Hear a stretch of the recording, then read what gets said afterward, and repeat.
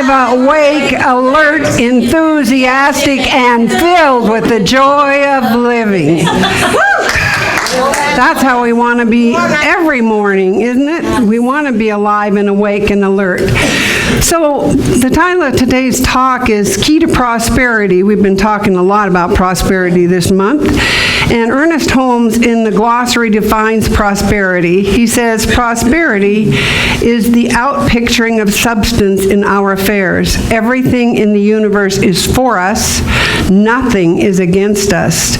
We must know that everywhere we go, we meet friendship, love, human interest, and helpfulness.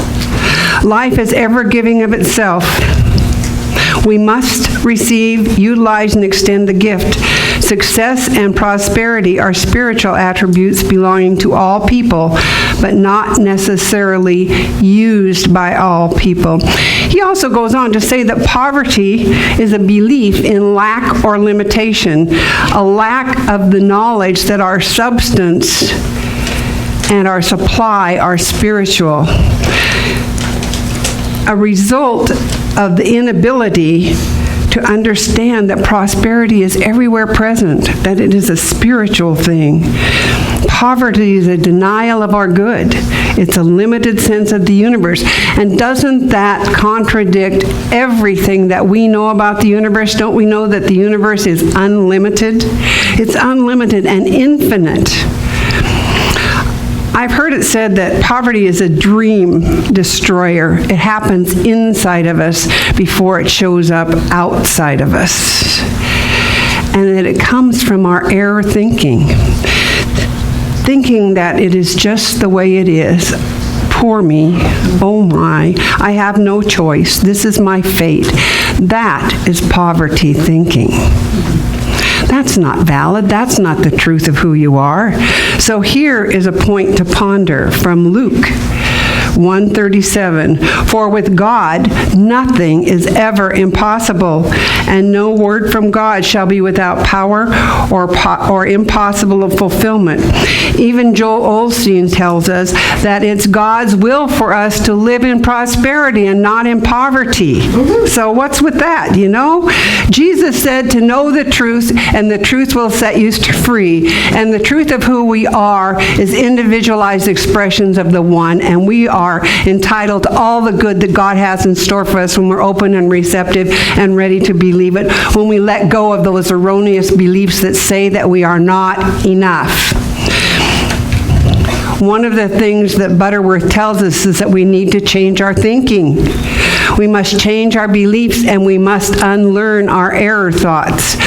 Napoleon Hill in Think and Grow Rich says, opinions are the cheapest commodity on earth. Everyone has a flock of opinions ready to be wished upon anyone who will accept them. If you are influenced by opinions when you reach decisions, you will not succeed in any undertaking.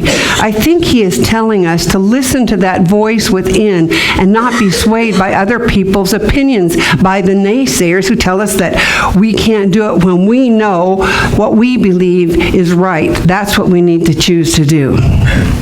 In James 1:17 it says, every good and perfect gift is from above. It comes from the Father of heavenly lights, who does not change like shifting shadows. Now think about this. All the physical world changes. Islands sink, islands come up, shorelines change. They find mountains at the bottom of the ocean. They find sea life fossils at the top of mountains. Life changes. Everything changes except for one thing. What never changes? The God and the universe, whatever you want to call it, it never changes. It's always there. It's always the same. It is us who shift and change, not the Creator, not that divine presence that surrounds us and is within us. The key to prosperity, then, is to align ourselves with that one, that changeless one. Allowing that energy to move through us and to create for us. Uninhibited by us, because don't we do that? We limit God. because we are not open and receptive. We are not clear channels for the divine to work through us. So the key to prosperity then is to align ourselves with our Creator, to align ourselves and allow that energy to flow in us and through us and as us. In Psalms, it tells us that Spirit opens the floodgates for us, and it is up to us, you and I, to be receptive and willing to receive it. How many have ever said, oh, I'm sorry, I can't take that. You know, you really shouldn't. Don't we all sometimes stop the flow? We stop the flow. We need to remember there's always enough. There's always enough, and we need to listen with our heart to the messages of the One and let go of the regrets, the if-onlys, the yeah-buts. Do you have any of those in your life? Oh, yeah, if only. Oh, yeah, but. Yeah. So Eric Butterworth in Spiritual Economics says, your prosperity will be a reflection of your consciousness, the degree to which your thoughts are centered in the divine flow. You spend most of your life engaged in some kind of gainful employment. Thus, if your attitudes about work, your job in particular, are not right, then truly you are working against yourself. You may seek diligently to demonstrate prosperity, but unless you unlearn your error thoughts about work, you will forever be out of sync with the creative universe. So let's take a look at our life, at our prosperity. Are you prosperous in some areas and not in others? Why do you think that is? Perhaps it might be time to take a look at the why of that. Why are we clear on some things and not very clear on the others? That's something that we can all work on, because as we change our thinking, we say this over and over, kind of repetitive, as we change our thinking, we change our life, we move within, we raise our consciousness, we see the outpicturing of that in our lives. So how about your livelihood? Do you look at your life's work as a life sentence? Perhaps it's that attitude that causes your unrest, your unhappiness, your frustration with whatever it is you are doing. That may be the reason that some of us only do enough to get by, and sometimes not even that. Fortunately or unfortunately, depending on your point of view, life is a growth process. We're always giving and receiving, no matter what. We're giving and receiving. So when you give less than your best, guess what? You get less than the best there is to offer. Then we wonder why we cannot demonstrate prosperity when we are not giving our best. Khalil Gibran says that work is love made visible. And if you cannot work with love but only with distaste, it is better that you leave your work and sit at the gate of the temple and take alms from those who work with joy. What you do every day when you go to work may not affect your paycheck, but it certainly does affect your consciousness, which in turn affects your prosperity. So when you do it well, you do it with enthusiasm. Eric Butterworth in Spiritual Economics says, there is no job with a future in it. The future is in the one who does the job.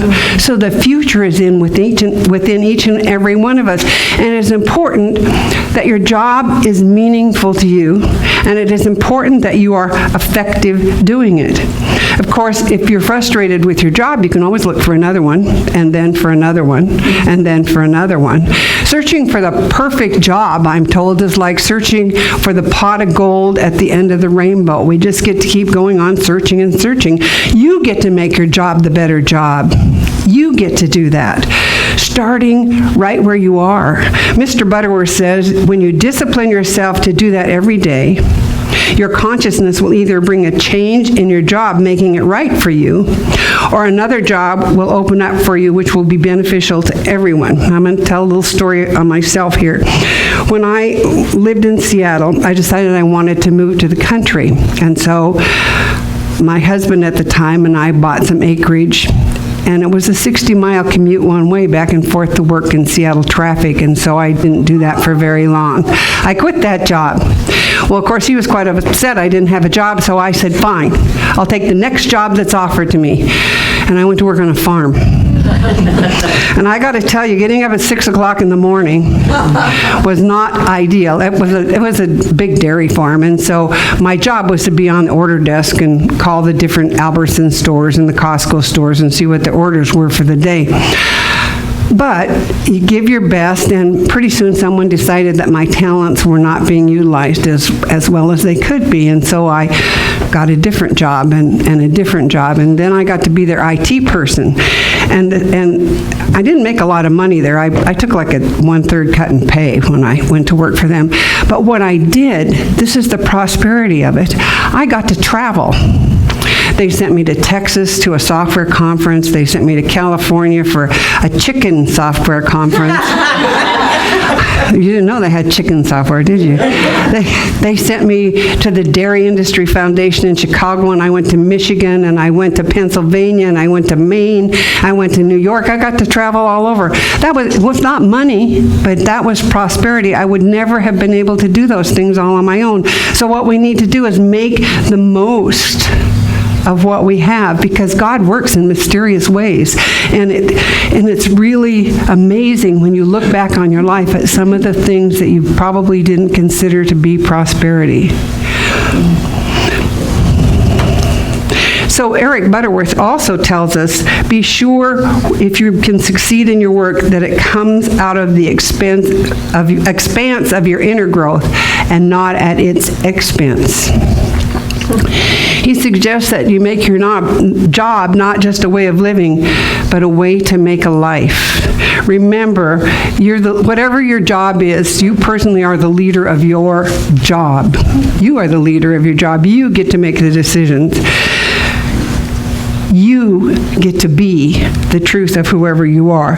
And it doesn't matter if you're sweeping floors or whether you're presiding over a business meeting, you still get to own that job and give it your all.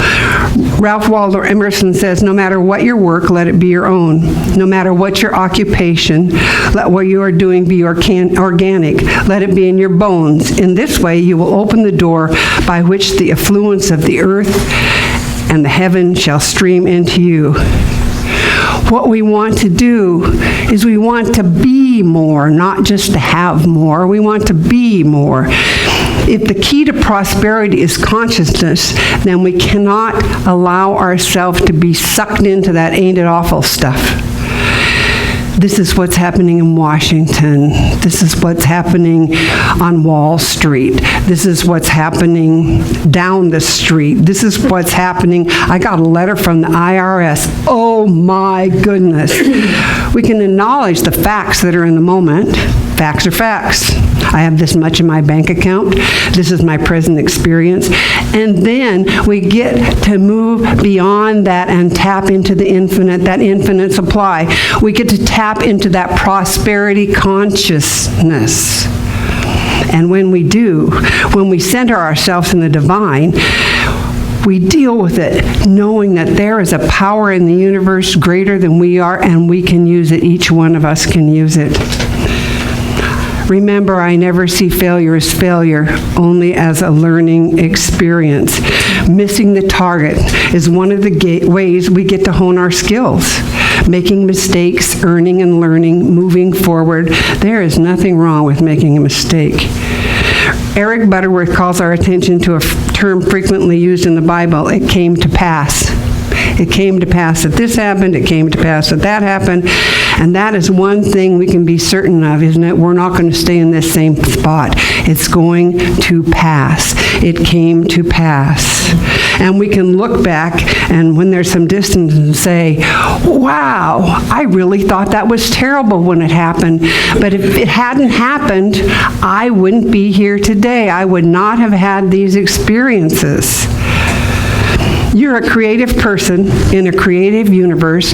part of the creative flow, if you will. You are part of the creative flow, and you have unlimited possibilities, unlimited. When adversity strikes, as it often does, we can affirm, I know there is a lesson to be learned from this and growth to be experienced, and then we can move forward. Do not let some temporary setback block you from your good. Do not let it be a permanent block of whatever you want to experience in your life. If you keep your mind centered on the divine, limitless resources of good that we have, we can move through those experiences, learn from those experiences, and grow from those experiences. The key to our prosperity is our consciousness. You remember, there's a big difference between wanting to believe and really believing. In Mark 9:24, the man said, I believe, help my unbelief. Often, we have hidden beliefs that we need to expose and work on and resolve. Now, how many of us want security? You know? Yeah, it pays to remember that security is not found in things. They come and go. We are not secure because of our investments. We are not secure because of our bank accounts. We are not secure because of our possessions. Again, we are secure because of our consciousness, because of our belief, because of our identity as part of that divine source, that divine mind that creates for us and through us. We know by the recent fires and hurricanes and floods and all the things that are happening that our stuff can disappear in a moment. Just a moment. So our security is our faith in that source. Our prosperity is our oneness. Our prosperity is the key. Something else that we need to take into consideration when we're talking prosperity is forgiveness. Forgiveness. Edwina Gaines says that unforgiveness is like stabbing yourself with a knife and expecting it to hurt them. I think we've all done that, haven't we? I know I've had that experience once or twice. So harboring ill will towards someone else blocks that channel of good. It blocks that channel of good. It blocks our avenues to be open and receptive to the good that God has for us. It keeps that flow from moving through us. It impacts many parts of our lives, and we aren't even aware of it. We're not even aware of it. We're still saying it's all His fault. So, who knew? You know, who knew that harboring ill will would impact my physical health, my movement, my mental health, my success, my feelings of self-worth? Forgiveness is not for them. Forgiveness is for me. Forgiveness is not for that person. It's like doing a spring cleaning of your psyche. We can forgive everybody for not living up to our expectations. We can forgive our children. We can forgive our parents. We can forgive our ex-spouse. We can forgive our current spouse for not living up to our expectations, which we probably didn't tell them what they were anyway. We cannot be prosperous if we hold on to ideas that we are not good enough. We can't. We have to understand we are children of the divine. The good is there for all of us. All we must do is open our hands and our hearts to receive all the good that God has in store for us. Mother Teresa said, we think sometimes that poverty is only being hungry, naked, and homeless. The poverty of being unwanted, unloved, and uncared for is the greatest poverty. We must start in our own homes to remedy this kind of poverty. So as we leave here today, let us begin to allow more prosperity into our lives. Let us begin to be open and receptive to the good that God has in store for us.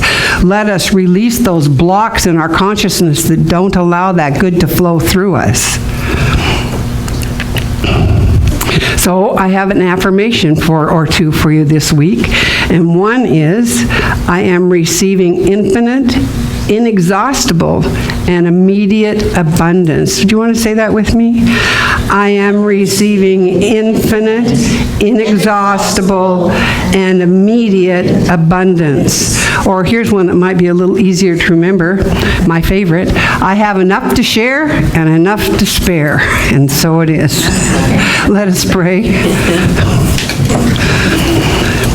Sweet, sweet Spirit, Father, Mother, God, that divine and holy presence in which we live and breathe and have our being, that essence that breathes us, that holiness that vibrates in every cell and fiber of our being.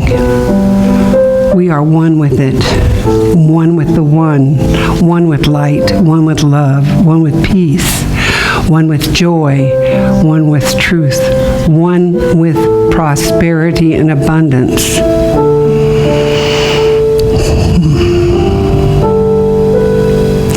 One with all that is. And so as I speak my word this day, I know that we move through this day and through this week in light, in love, in joy, in peace, in harmony. I know that all of our interactions are God interacting with God. Our conversations are God communicating with God. I know that the light and the love of Spirit lessens our load and makes straight the way, and I give thanks. I give thanks for the strength of the divine that is our strength. I give thanks for the wisdom of the divine that is our wisdom. I give thanks for the love of the divine that is our love.